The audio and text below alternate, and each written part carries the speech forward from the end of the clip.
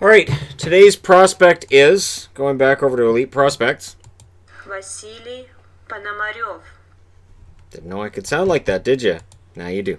So, Vasili Ponomaryov, center, and it's actually spelled this way on Hockey Prospect. So when he reaches the NHL, it'll probably be spelled this way rather than this way. One of those curiosities. So Ponomaryov, a player that likely would have been taken earlier in the draft if it was last summer. As in, if you were looking at guys going into the draft that the scouts would look at and say, he's probably going to be a late first rounder, he's probably there. So I'm wearing Kings.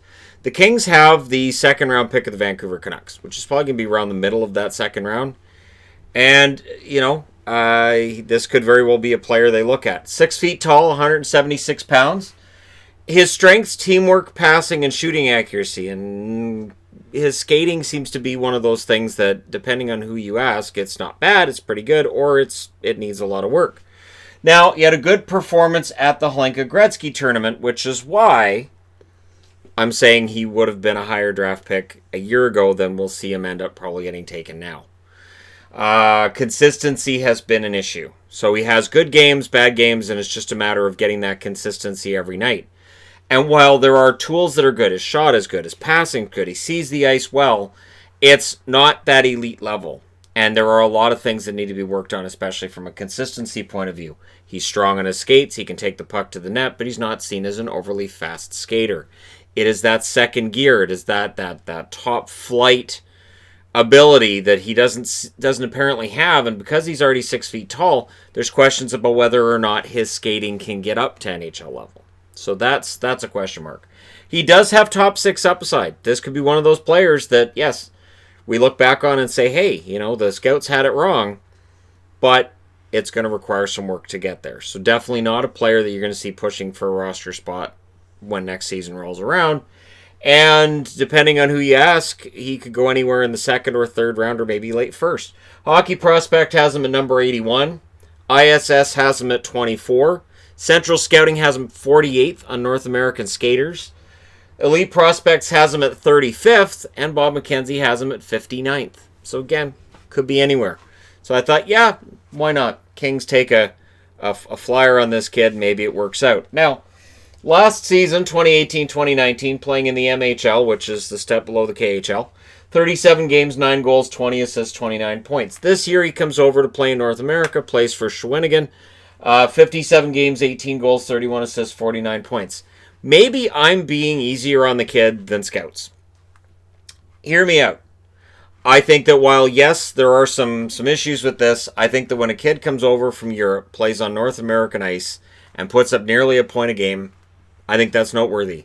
And I think that while, yes, maybe, there could be all kinds of issues with this game, when a Russian kid comes over and plays well enough to almost get a point a game in CHL, I do take notice. So this might very well be one of those guys who maybe they're being tougher on him, and maybe that's not being taken into consideration. We'll see. The one scouting comment that I was able to find was, one of my biggest disappointments this season was that he never seemed to get to the level of his performance at the Hlinka Gretzky Cup, which is the storyline here, which is that he had a very good series there. He had 6 points in 5 games, and then just didn't quite get back to that level. I think it was 6 points in 5 games, if that's the tournament I was looking at. I saw a lot of tournament stats in there. But I just put the Shawinigan numbers on there with MHL because I thought that was noteworthy. Again, I do think sometimes that scouts, I think sometimes general managers as well, I think it's underestimated just how much of a difference it can be to come over from Europe and play in North America, and how much of a huge culture shock that can be for kids. Not as much now as it would have been in, say, the late 80s, early 90s, but it's still there. So, yeah, I mean, this is one of those guys who's probably going to be taken in the second, maybe early third at the latest. But it's going to be interesting to see where he ends up. There's always a team looking for more depth at center. He's 6 feet tall. He's got the skill. He's got the toolbox that you might be able to work with.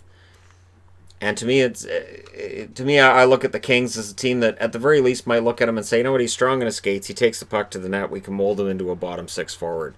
Think like Radek Faksa in Dallas. and how he kind of had to reinvent himself. Now, he was a much higher draft pick, of course, but he reinvented himself, and while the scoring wasn't quite where it was expected to be when he was drafted, the rest of his game was pretty solid.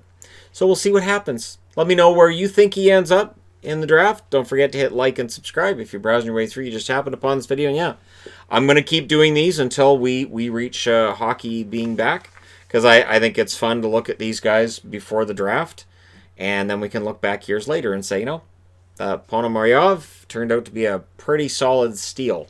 How did that happen? Oh, right. There were things that scouts didn't necessarily like in his game as much as they liked other guys in that class, and then he overcame it.